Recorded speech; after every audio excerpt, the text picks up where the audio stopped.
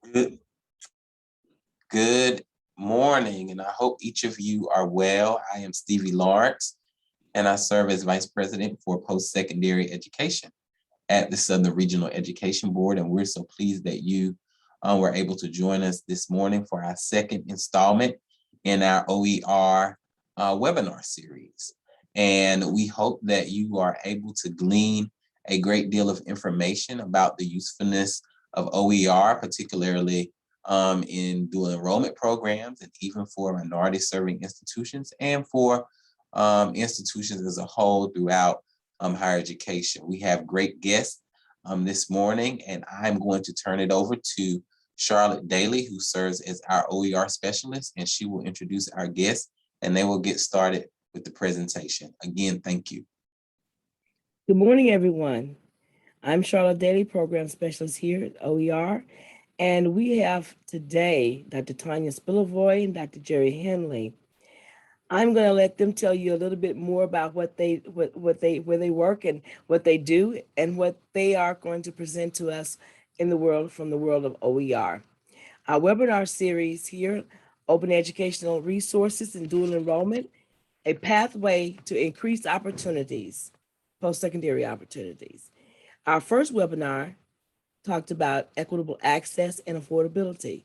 This webinar specifically talks about and discusses perceived costs for institutions and the return on investments. With that said, we're going to go right into our first presenter, Dr. Tanya Spilovoy. Hi, everybody. Thanks so much for having me here today. I've so enjoyed working with everybody in the SREB region, and it's a privilege and an honor to be here with you to talk about my favorite subject, open educational resources. As I begin, I'm looking for the slides. Okay. There we go.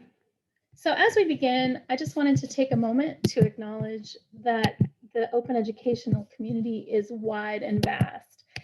And I want to talk about how there are millions of people globally who have contributed to the success of open.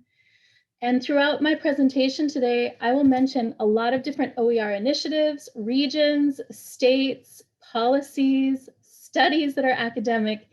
And it's really easy for people to credit the one or two people who are the faces of organizations or might have a title associated with OER. But in the reality, the credit belongs to the many, many people working together from all their places in the world.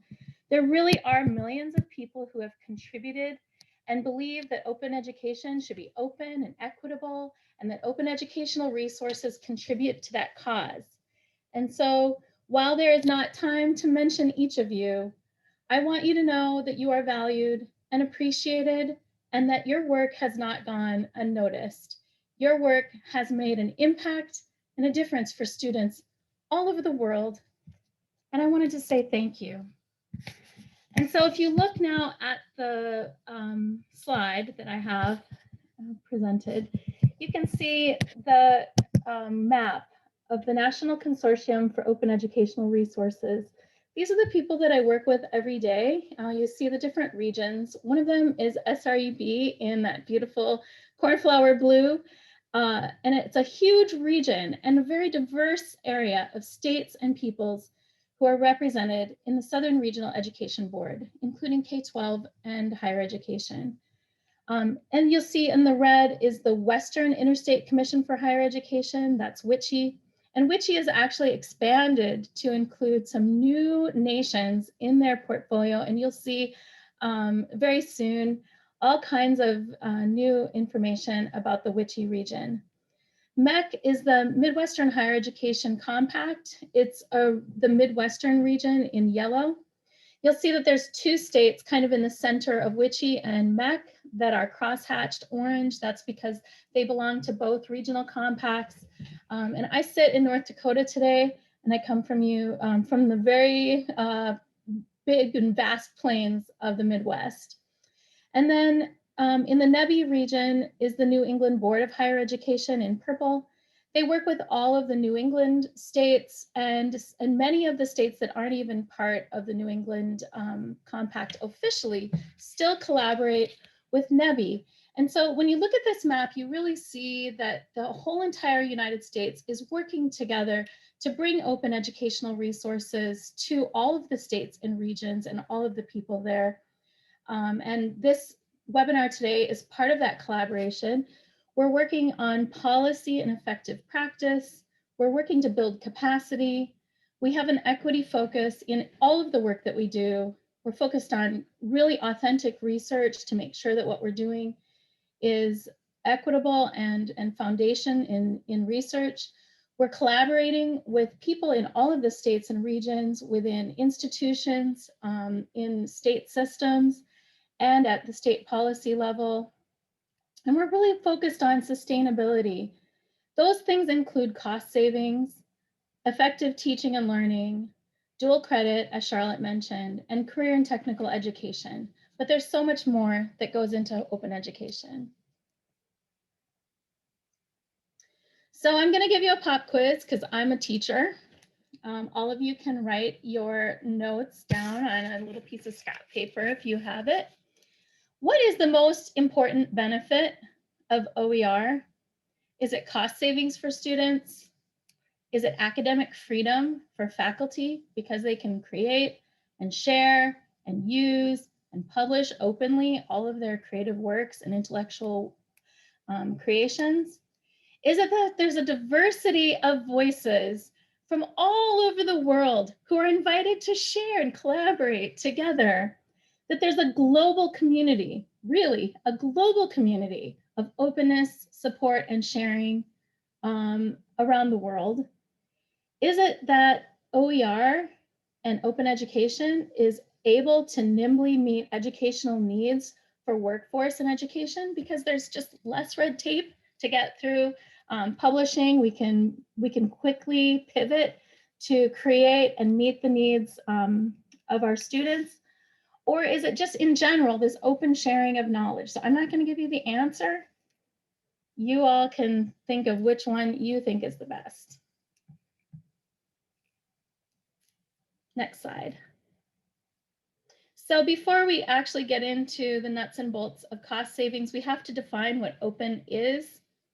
It's very important that you know the difference between OER and other, what we might call affordable learning objects, those that aren't open. So open educational resources are freely available, high quality learning materials that can be downloaded, edited, and shared to better serve all students. And because they're not confined to the same copyright restrictions as materials from traditional publishing companies, so we use Creative Commons licenses that are open. Educators can modify OER to personalize lesson plans and make sure students are receiving the most current and accurate information available without waiting for an updated textbook. So this is a very plain language definition of OER that is now being worked on by the Hewlett Foundation. If you go to the next screen. So all of the regional compacts are working with the Hewlett Foundation to strengthen the OER strategy. The overarching goal of the open education strategy at the Hewlett Foundation is to strengthen students' learning experiences by the effective use of open educational resources in practice. And they're prioritizing these three areas: to develop effective pedagogy and practice along with content, building capacity for educational systems to implement OER, and that's one of the reasons why the regional compacts make sense as a place to communicate OER to their states and regions, and also to support a field that is responsive to diverse educators and learners. And the United States is so diverse.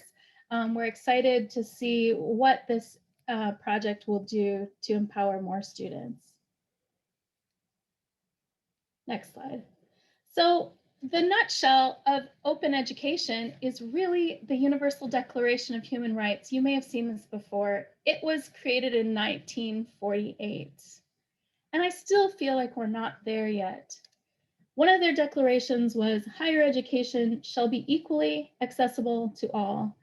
And that really is the guiding principle that is the force behind open.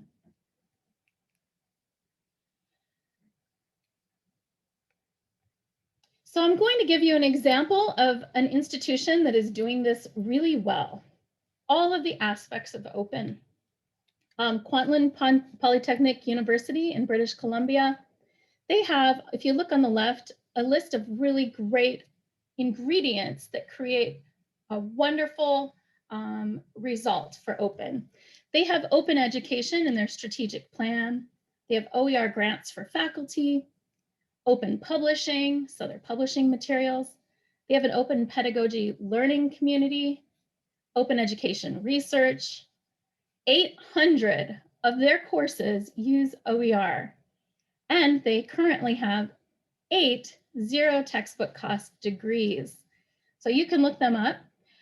There's a quote over on the right, and this is from Twitter, and I used it with permission from Dr. Rajiv Jangiani. So he said he's so proud of his team who do so much to support our faculty and support our students. And now they've saved over $6 million in student cost savings as a result of zero textbook costs initiative. It's a good amount which comes from the open textbooks that our faculty have authored. So if you look on the left, you see all of the input that the institution has put into open education. And if you look on the right, you see that they have such a wonderful return on their investment for students.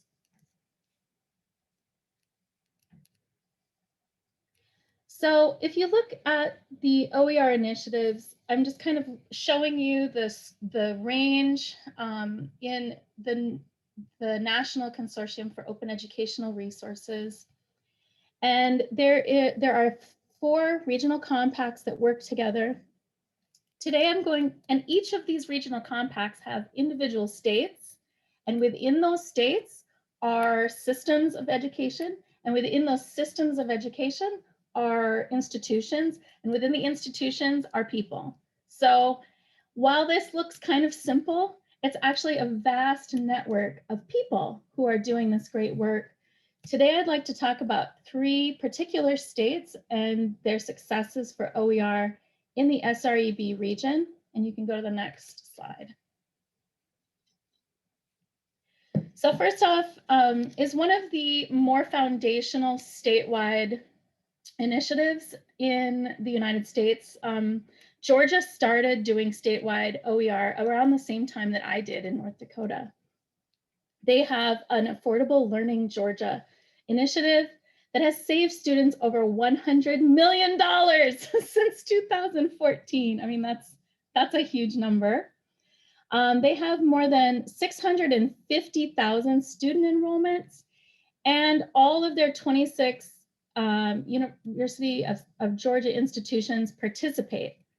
So how did they do this? I mean, those numbers are enormous, but it really takes a lot of time, a lot of people, a lot of librarians, a lot of instructional designers, and a lot of faculty grants. Another state to highlight is Maryland, and they have an open source textbook initiative called MOST. They've saved students $14.2 million in textbooks costs since 2014. And more than 92,000 students have been impacted, saving students around $143 per course. And now Texas is really blasting onto the scene with some amazing new developments in the state. They have OER grants at the Texas Higher Education Coordinating Board, leadership and action at the system and institution level. There's a new state OER repository called OER Texas that launched in September of 2020. Policy and legislation supporting OER in K-12 and higher ed. And they have a new law. It's really the first law to increase transparency for automatic textbook billing programs. And these are just some of the many ways that people are counting and saving and successing in OER. Some of the things that are important to note is that that Georgia also had a large-scale study at the University of Georgia, and they found that college students provided with free course materials at the beginning of a class got significantly better academic results than those that didn't have OER. And then that was especially true for Pell eligible students. So when you look at this, scene, I think it's kind of complicated. Calculating OER costs is complicated. There's a lot of investment that goes into it. People invest time into faculty stipends, into faculty time, like course releases. They provide trainings. There's a lot in grant investment that goes into OER. Lots of the things that you might see are celebrations of great work that's happened at the institution and at the state level. And so that also takes time with your PR teams, with your communications folks, to bring attention to the great work that's being done. We can't forget about instructional design time. I would say that every initiative that has excellent OER results has excellent instructional designers in the background, making sure that folks can find and integrate the OER into their classes. Also, librarians are essential. I mean, without OER librarians in the world, there would be no OER initiative. And sometimes these are the silent partners that work to make things open in the library and are creating and producing and sharing a lot of the materials openly. And another investment that organizations have to assume is maybe cost of OER memberships. So if you want to become a member of the Open Education Network or of the MERLOT or Spark or some of the other support networks, while many of the materials are free and open to use, some of the support networks might cost something in terms of a membership. And then there's capacity building in the leadership. So that would be time for the institution or the system to become educated and to build capacity and understanding of the field so that they can lead. There's other costs that might be associated, such as book creation platforms. Rebus Community has one, and I believe MERLOT has one, places where you can go and create your own materials that are openly licensed.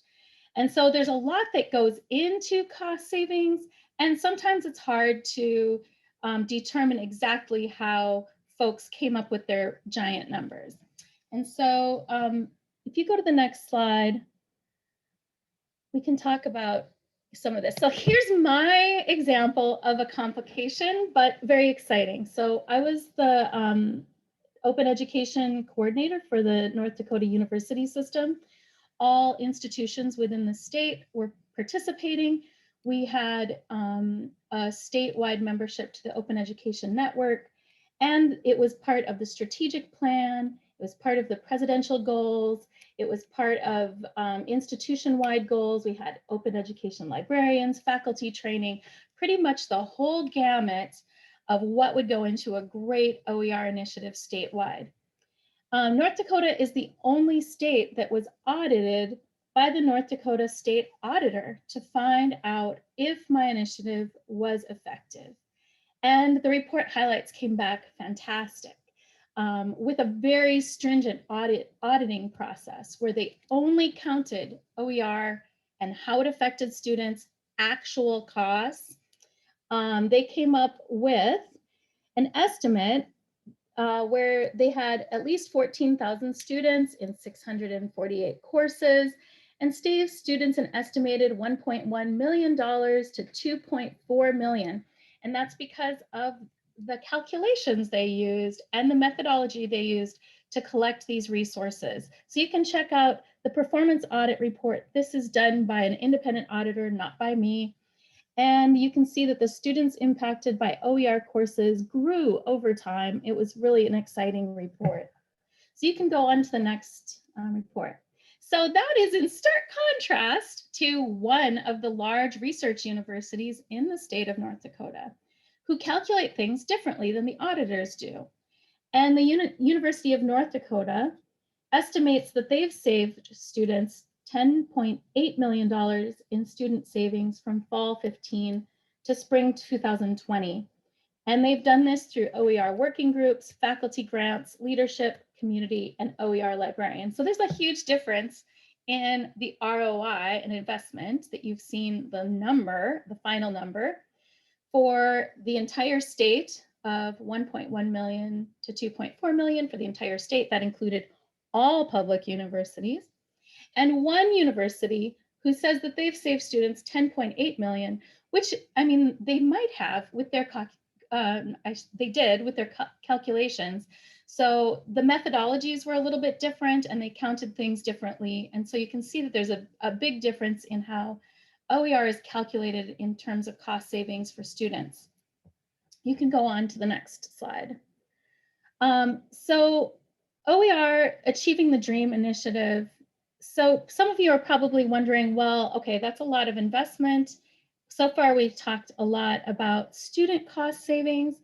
What about the institutions? So if you look at a recent study from Achieving the Dreams OER Degree Initiative, you'll see that they worked with 38 colleges nationwide. They had over 6,000 OER course selections over 2.5 years, and they affected 160,000 students. And they estimated at least $10.7 million in student cost savings. However, they were able to determine that it was a significant time investment for institutions to implement this initiative and do this work for students.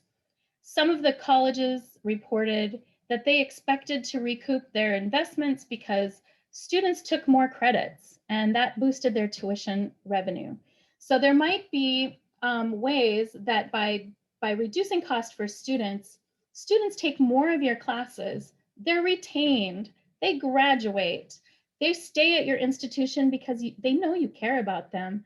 And so there are institutional benefits to having OER that eventually over time recoup your costs and initial investments.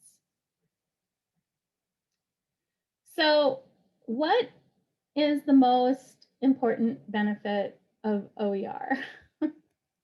And so I saw some of you agreed with me in the chat. Basically, the answer is yes, all of the above. We have seen some wonderful studies come out, cost savings. In 2018 at the Open Education Conference, Spark came out with a wonderful number of $1 billion saved from 4,000 institutions that reported their data. We learned that OpenStax has saved $1 billion in textbook costs. And so there's a lot of money that we've saved for students.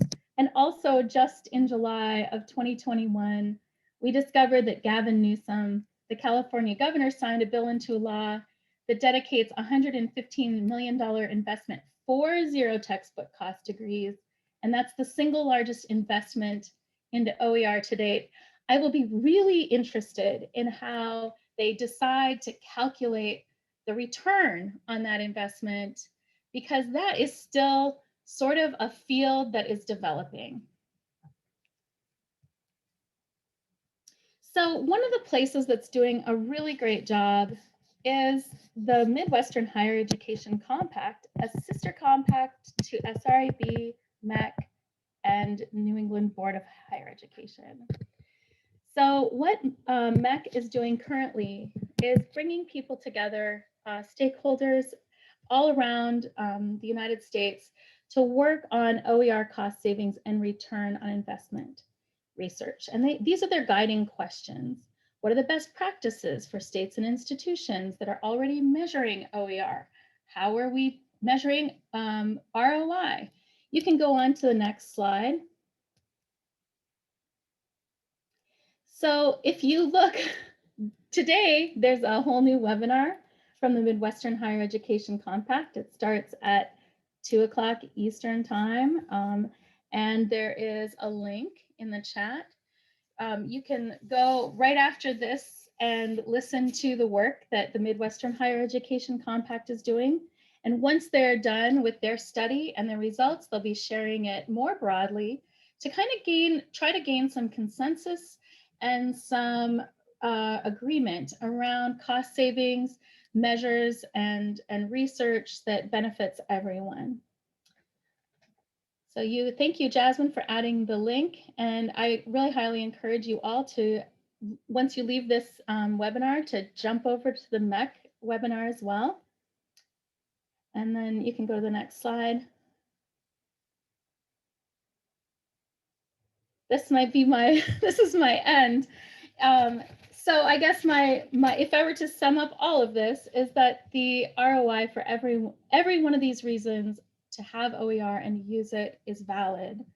And the whole field of cost savings, investment, and return on investment is vast and diverse, but we're figuring it out together. So stay tuned. There's a lot more to come, and we're really excited to work with the regional compacts to solve these issues. Thank you.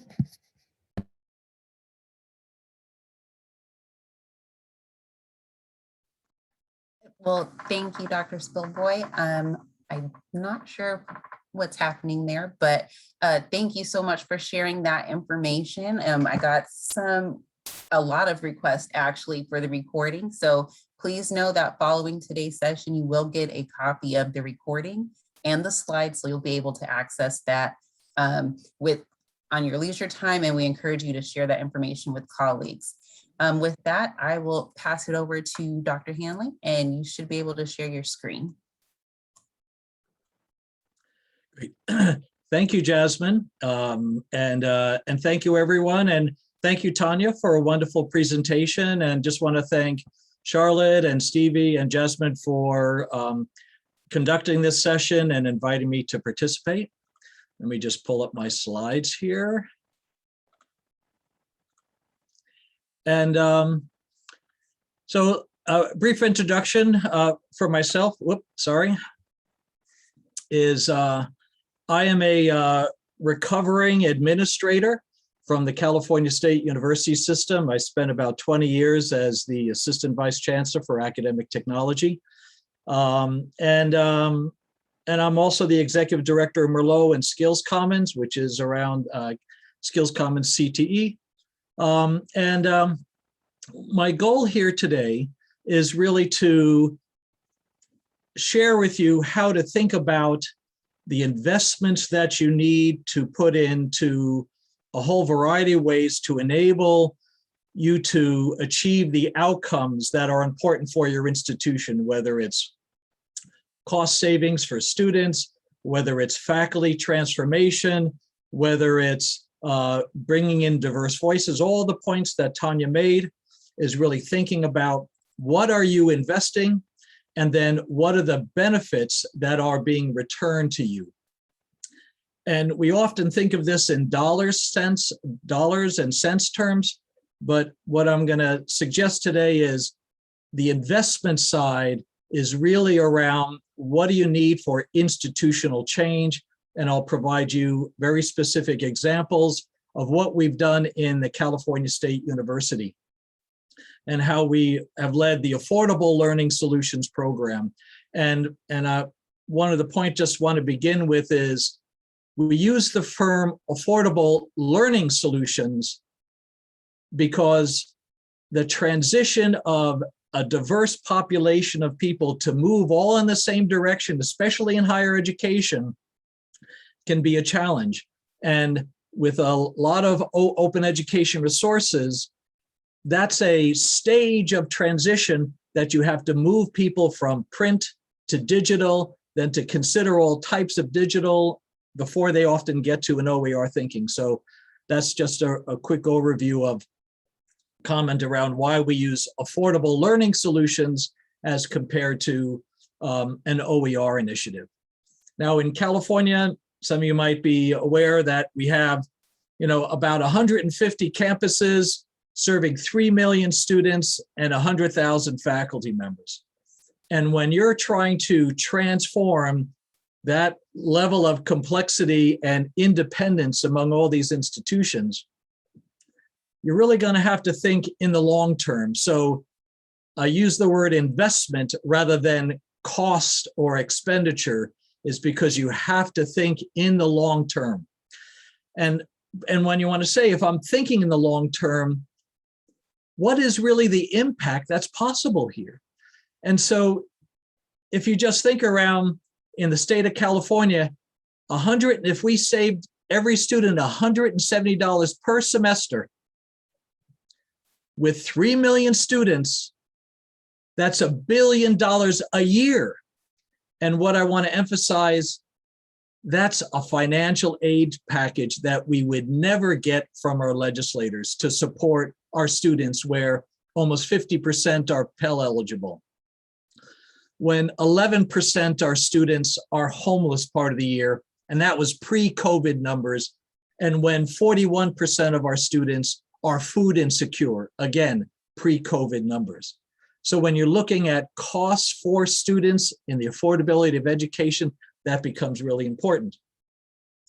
Now, when you're looking at really the significant scope and complexity of institutions, when there are multiple stakeholders, and how do you change the way they are thinking about and speaking about course materials, which has been a relatively unmanaged process in higher education.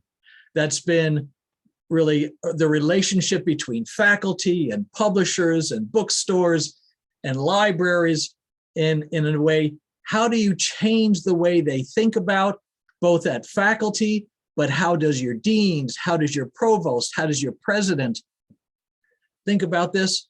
And I'm going to tell you that I think policies and politics is something that you need to invest in, because from those policies and legislation, you can enable the stakeholders to really think in different ways, and it brings visibility and power to these issues. And when you're talking about politics, how do you raise the visibility and power to your leaders becomes very important. And I'm going to talk about the long-term game you have to play in policies. And I'll just begin with 20 years ago, 25 years ago, California got money by presenting we call it the CSU Integrated Technology Strategy. That led to the foundation of MERLOT, that open library of free educational resources. Before there actually was something called the Creative Commons license, that really became the foundation for lots of our work that we did. 2004, we launched something called the Digital Marketplace to bring publishers, tech companies, and higher education to look at affordability changes, which then one of the issues in 2007, if people are around, the US Department of Labor report on Turn the Page that was talking about the impact of textbook affordability. And this is where CSU's Digital Marketplace and MERLOT were recognized as models. I had done testimony along that line. And then the Higher Education Opportunity Act came, where campuses had to report to students the price of course materials during pre-registration. Now, let me just say that legislation enabled me every semester to write a memo to our presidents and provosts saying, hey folks, you got to bring the affordability of your course materials visibly to the students, or you will lose your student financial aid. And that kept the visibility and the power of affordable learning solutions readily in front of the leaders on campus. And with that priming, then in 2010, we launched the Affordable Learning Solutions with a Board of Trustees presentation, and that began to establish a program that then would lead to ongoing funding from an institutional perspective. And Charlotte has mentioned about the importance of CTE. Just remember, 2011, you had the trade or the TAC program that really provided Creative Commons licensed material for CTE OER. Now, in California, you can talk about the priority of affordability, but legislation that we got in place to start building capacity for institutions to really discover low and no cost materials. We worked with legislators, and I'll just say the key is you got to work with legislative staff. They have to trust you. They become your friends. And we got money along with matching funds with Hewlett and Gates Foundation to create a California open online library to make it easy for people to begin to discover these that are related to courses that they teach. And the politics on this too was about how do we bring the academic senates of our three institutions, the California Community Colleges, Cal State, and the University of California. And unfortunately, I'll just say a little fun thing here is in the legislation, they called it the California OER Council. And if the abbreviation of that is coerce, and that is not the acronym that you ever want to put on a academic senate initiative where you're trying to get faculty to change the educational content that they're using. So just warning, think about acronyms when you're looking at legislation. Then once we got that going, we had a library. Then the next capacity building was funding to support faculty adoption. Once you make them available, related to their courses, then we got $3 million to distribute to campuses to support faculty. That helps produce courses with low and no costs. And then 2016 was the bill that all classes had to clearly identify course sections with zero cost materials. It was unfunded, but now you had a chance to activate the demand side of the curve where the students would be looking for courses with low and zero costs here, particularly.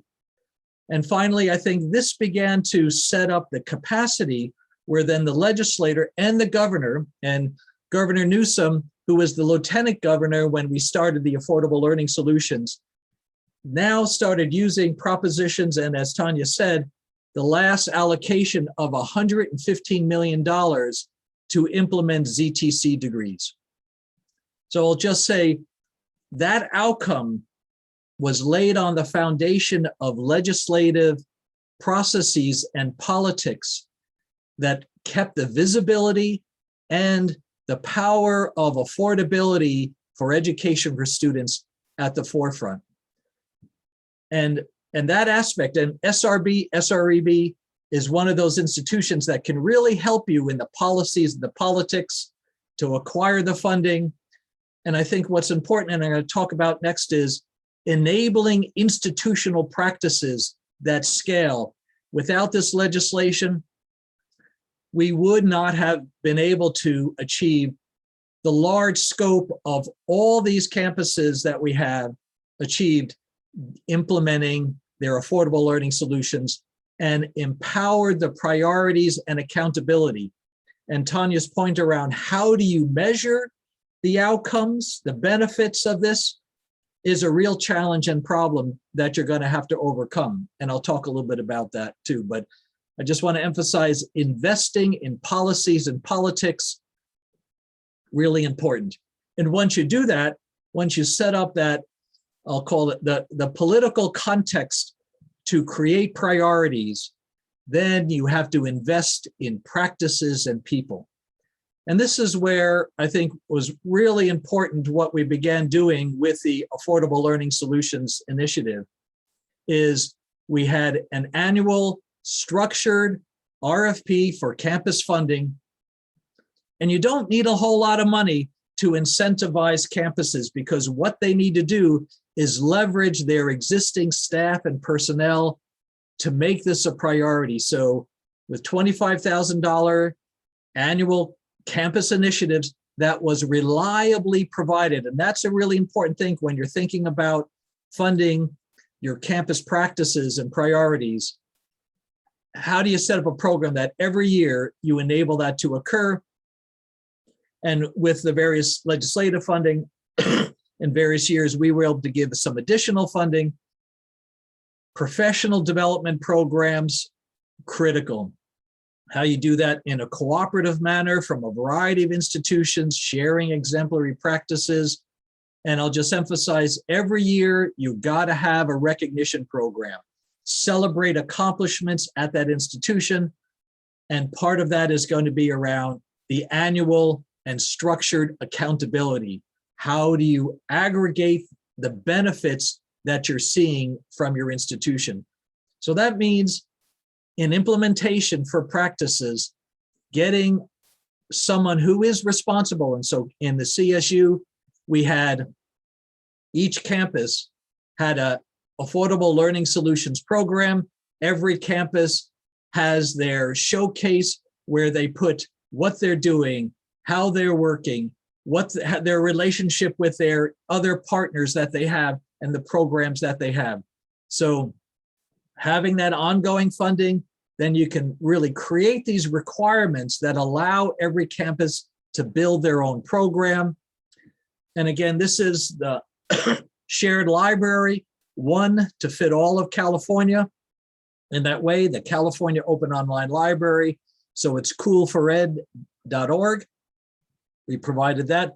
So this is part of the investment at the system level that we made to enable each campus to begin to implement practices.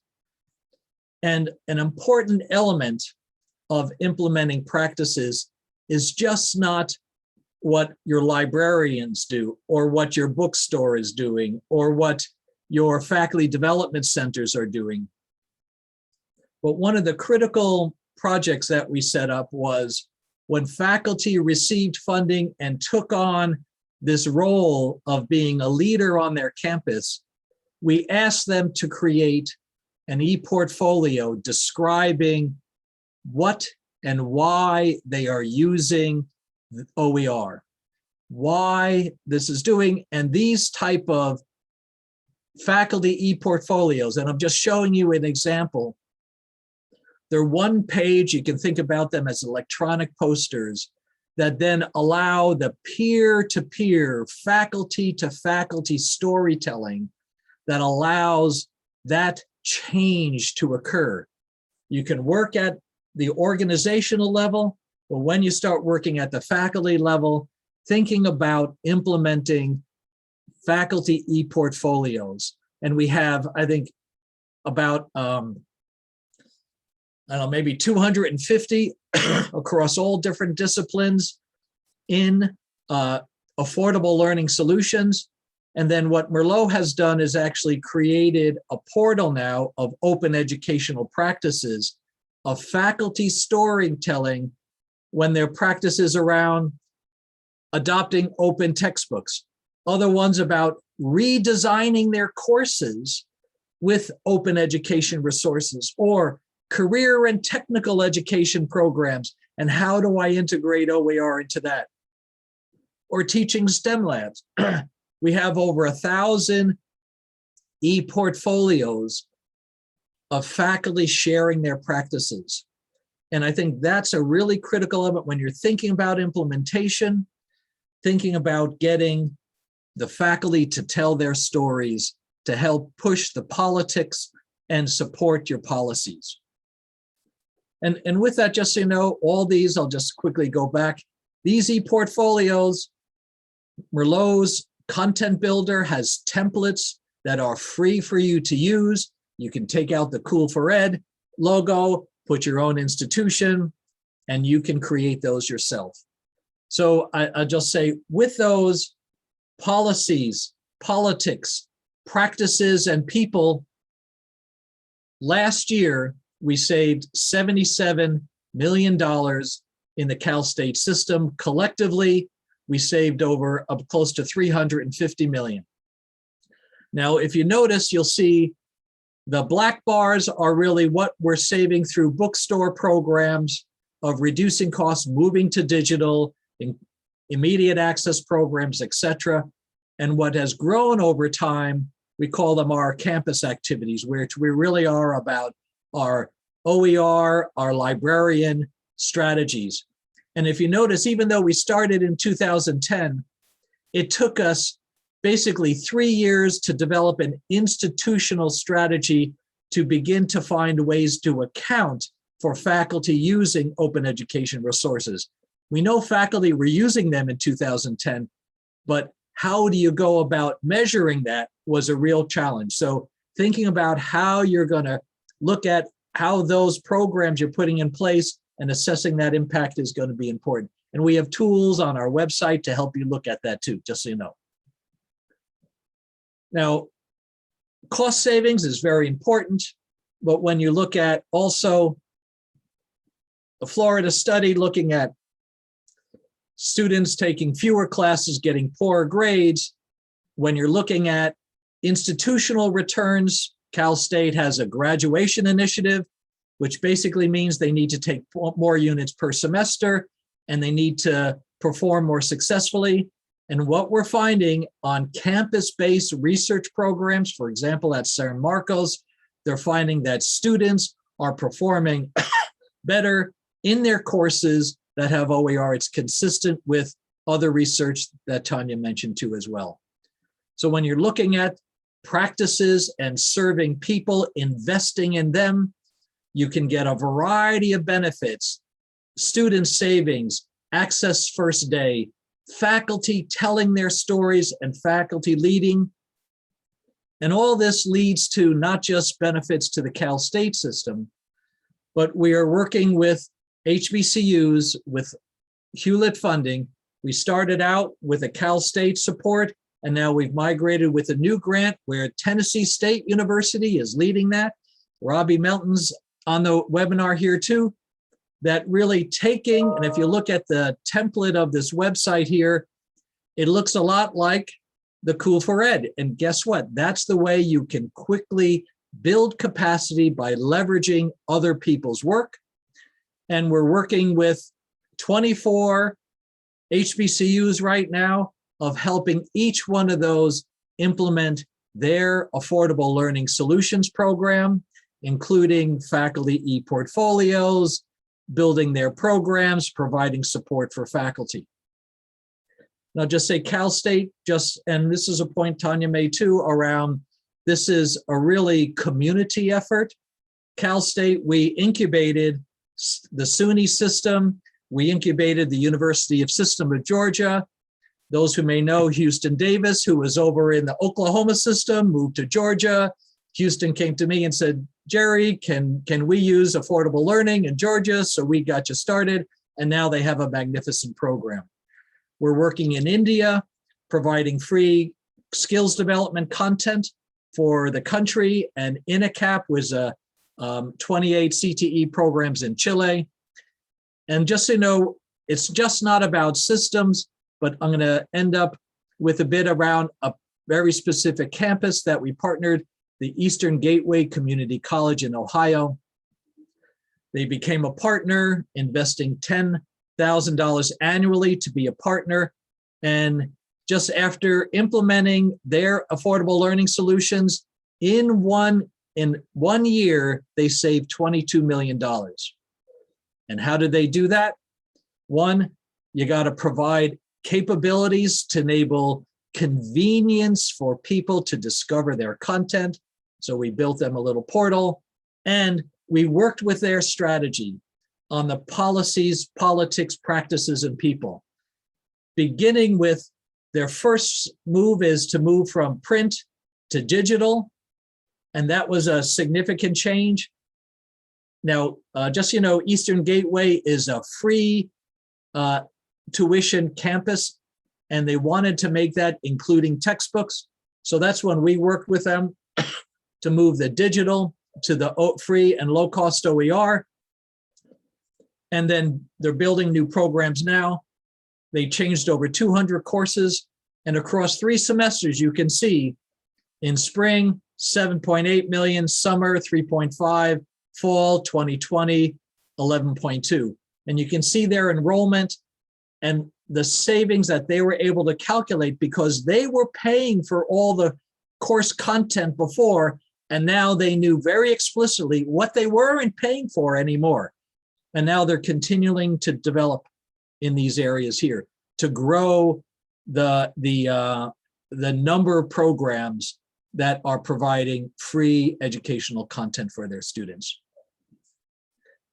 And how is all this possible? And I think this first point is really important, that make the cost of textbooks an institutional or an administrative problem, not a student one.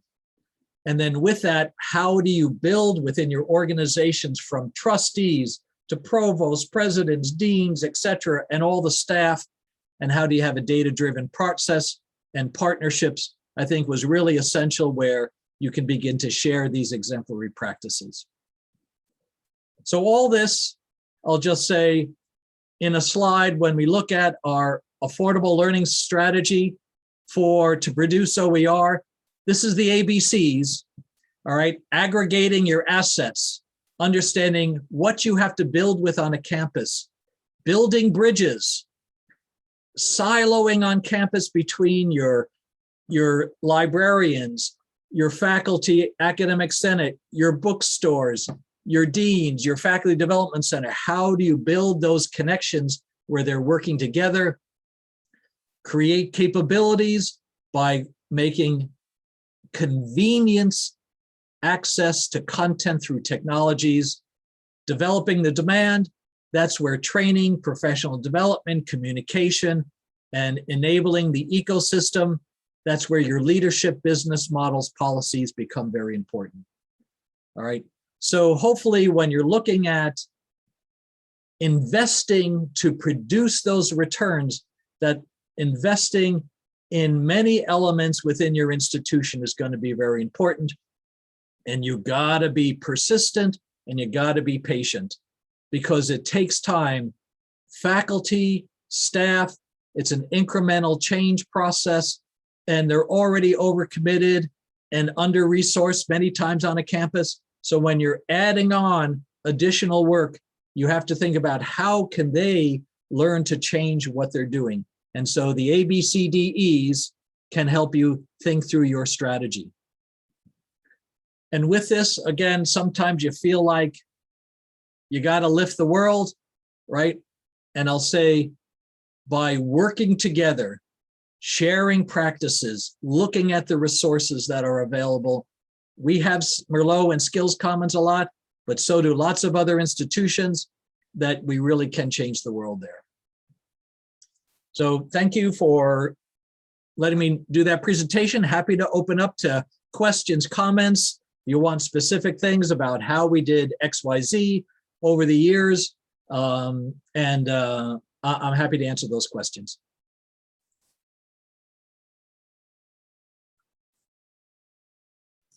At this time, feel free to utilize the chat, or if you raise your hand, I will take you off mute and you can ask your questions to our great panelists.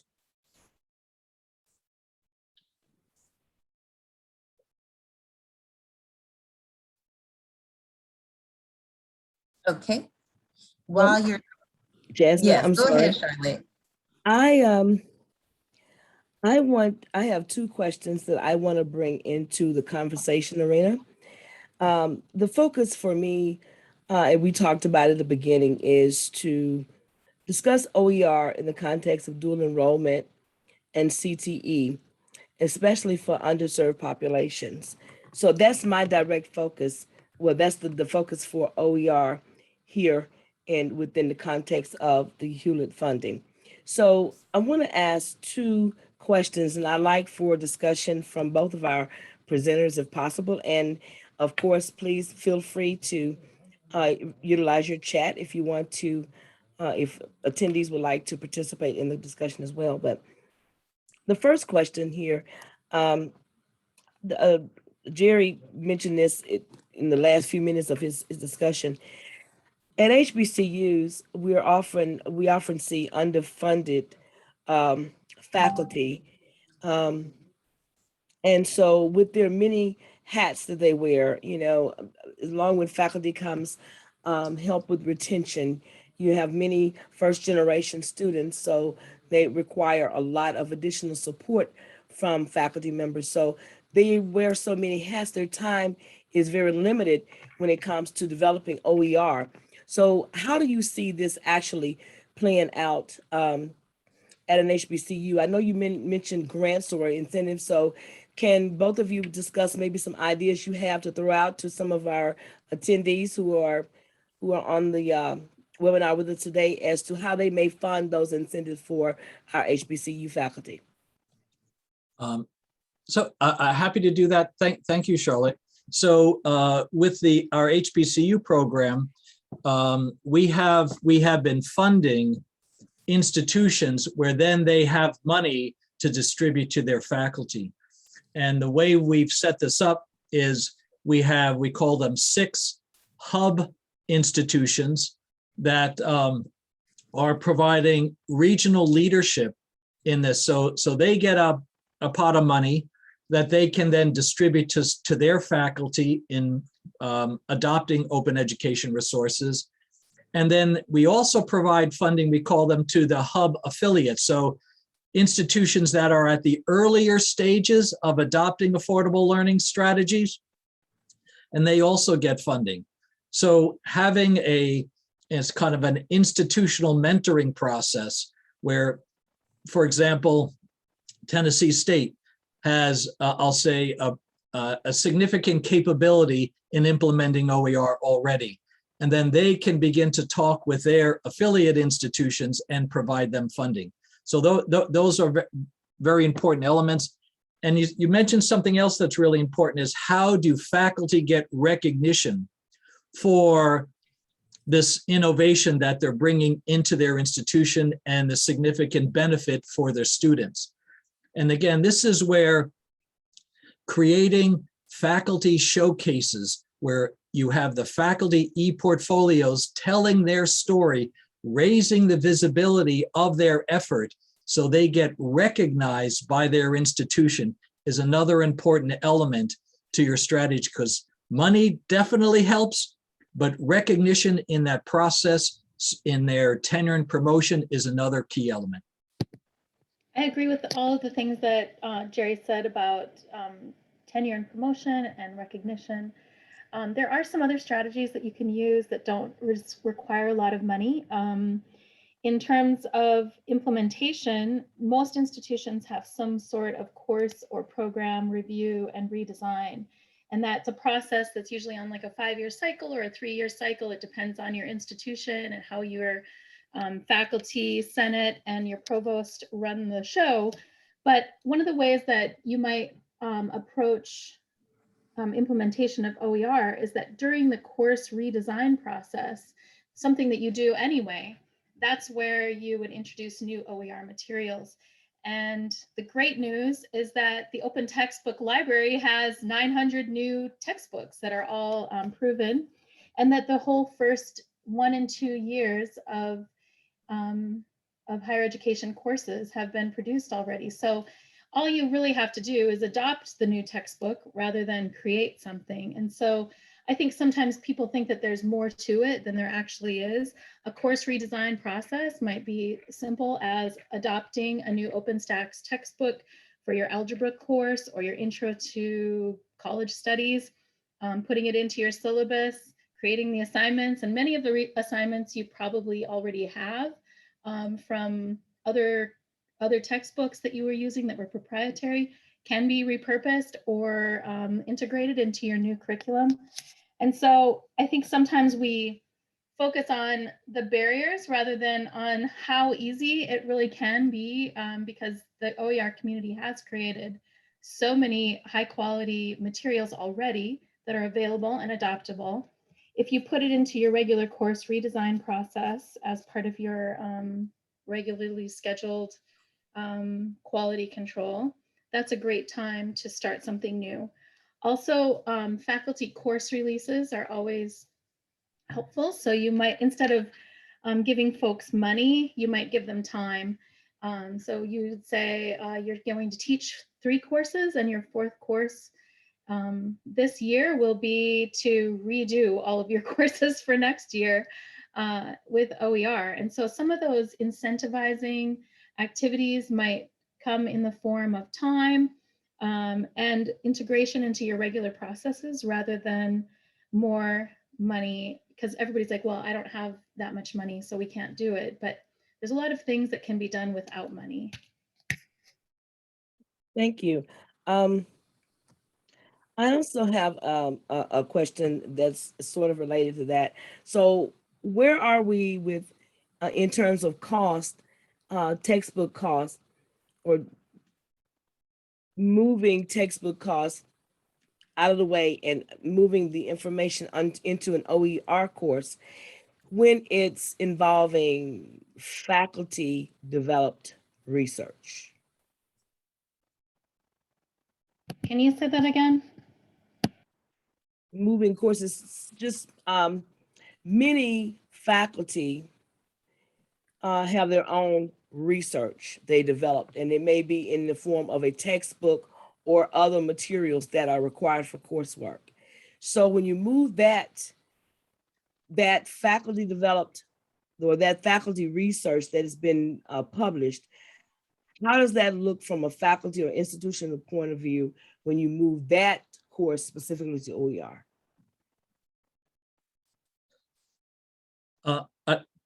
I can get started. So with, if it's a published article, Charlotte, for example, so this is where working with your library, where if it's already published in a journal, how do you enable the discovery and access to that published journal delivered through your learning management system? So that's, again, building bridges between often your learning management system and your library system. And honestly, sometimes your librarians and your learning management system people don't talk to one another very well. And that's often how you need to bring, if it's published research already out there. Now, your librarians are also, many of them have initiatives, they're open access initiatives for their published material, right? And so many journals are moving to an open access, which then makes that easy too as well. Now, I'll say faculty often author a lot of materials that aren't published, right, by a publisher or a journal or whatever like that. And I think this is where looking at what are your current institutional authoring tools that your faculty have access to. For example, SoftChalk is a tool that many institutions have that can make it easy to revise and remix and organize open education resources to create a customized version. Or there's H5P, which is a new authoring tool that's out there, or there's other tools that people use. MERLOT has a content builder tool that's free to use. I think it's providing easy to use tools that allow the faculty to, I'll say, minimize the burden of development and maximize the production in something that's usable that then they can make easily available through their learning management system. So those are, again, it's about leveraging existing capabilities that your faculty have. Anytime you want to do something completely new, all right, you got to have a plan to ramp up that new effort. So leverage as much as you can of what you currently have. Rolinda Ruth, who's going to be a presenter next month in presenting our case for student success, she agrees that they're currently about 65% OER, and none of their faculty have created. They have been building courses using existing materials, but they do offer stipends. I have one final question before I will have some announcements. The final question is one that we talked about during our last webinar just a little bit, and that was, what about the pushback that can be perceived as forthcoming from textbook companies? What institutions that rely on, or who rely on that textbook, those textbook funds, those incentives, how are they going to use other incentives to fill in for that loss of income or perceived loss of income from textbooks as they transition away from hard copy textbooks that the students buy over to free open educational resources for students? I can talk about that a little bit. When you look at the open textbook study from the Georgia system, they really found that a lot of the students who were Pell eligible benefited and had better grades. They took more courses, they persisted longer, there was more retention of students. And so when you're looking at an institution's bottom line, so you might get a little money kickback from the open textbook publishers. From the publishers, sorry, not open textbook. You might get some money from the publishers by using their proprietary textbooks. But in the long run, saving students money, helping them persist and succeed, graduation rates go up, they take more courses, more of your Pell eligible students are retained and persisting.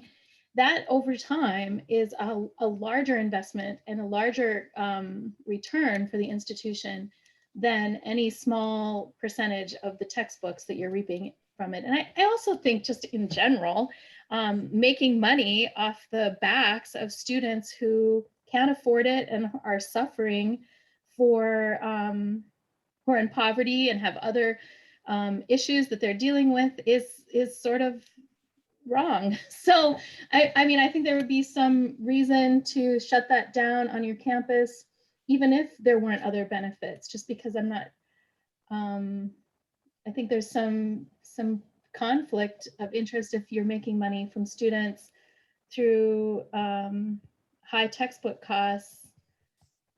There's so many other ways that we can do good and be successful financially by helping them succeed and thrive and be happy instead of getting their money through textbooks.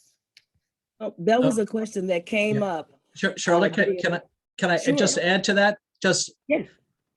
It's a conversation you need to have with your president and your CFO, because your bookstore often delivers that, I'll say, unallocated funding into their budget that allows them to provide support, and sometimes for many good programs for students in other ways, right?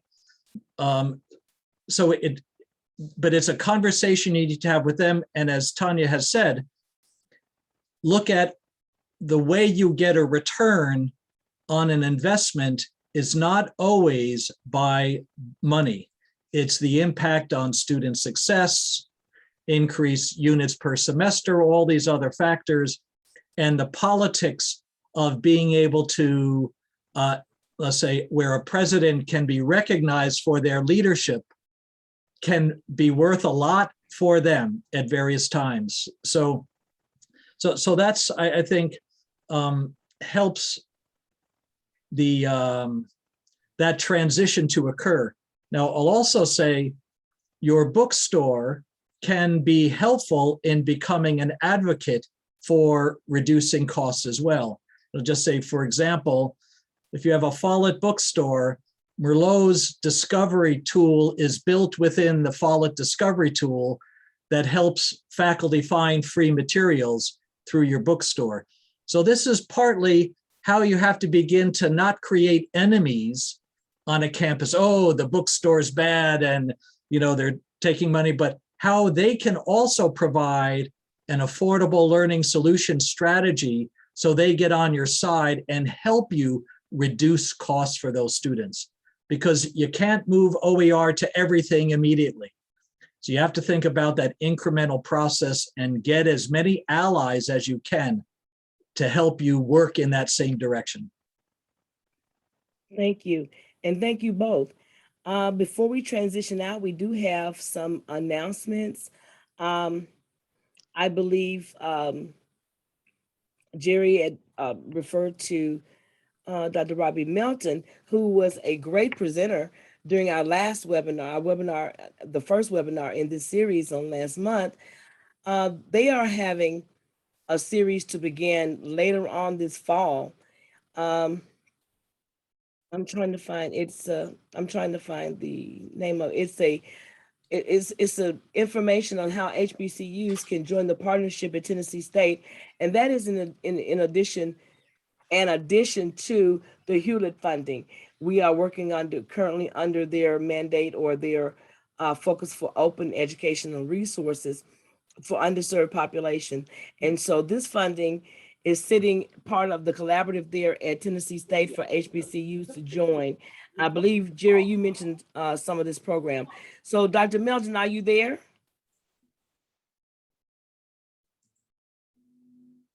Robbie? Hello, hello. Life is Hello. good, everyone. Are you able to hear me? Yes.